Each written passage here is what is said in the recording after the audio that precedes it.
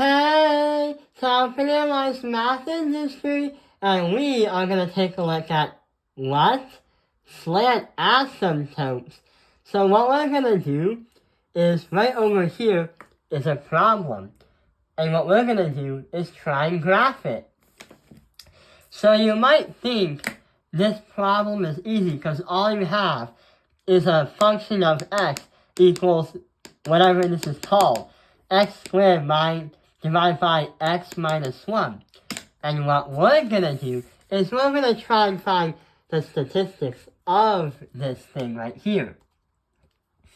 So going back from the previous videos about what we know already, here's what we know. The vertical asymptote is x minus 1. So we can say that's x equal 1. We don't have a horizontal asymptote, and we'll explain later why. There's no hole in this equation, and the y-intercept is going to be y equals -1. But what happens is if we try to plug in 0 in for the x's, you get 0 divided by -1. So what happens is you get -0 over -1 as your y-intercept. But the question is, the SA represents the slant asymptote. But how do we get that in the first place? Well, you see how the function is divided by another one? Well, this is the entire function. Well, we have x squared divided by an x minus 1.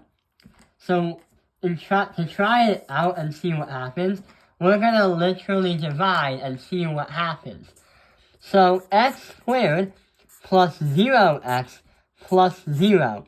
And we have to divide that by 1, which is the opposite of the x minus 1.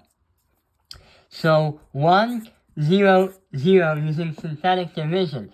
So this becomes 1x plus 1. Or I should say x plus 1. And the crazy thing about that is going to be the slant asymptote. But the thing about the slant asymptote is instead of it being an up or down thing, it's a linear slope. A slant asymptote has to be a linear slope. So what will the graph look like? It will look like this. So what we found is the vertical asymptote is going up and down. The slant asymptote is the one that's going side to side diagonally. And that right there is the slope x plus 1.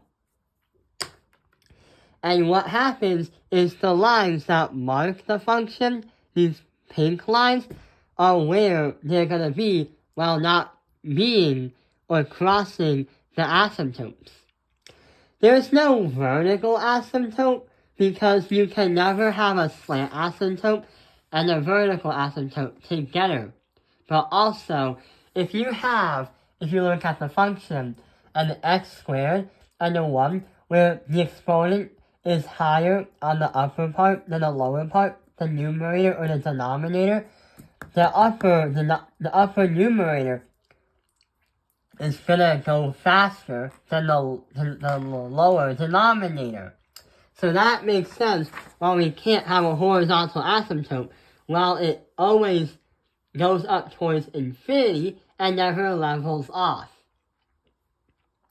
So to understand the reflection and the summary in this video, to find the slant asymptote, you literally have to divide this part by the denominator. And when you use synthetic division or the box method, and you get an answer, where it's x plus something, that is going to be the slope of your slant asymptote.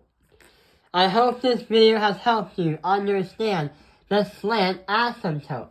Thank you for watching Calculator's Math Industry. Like and subscribe.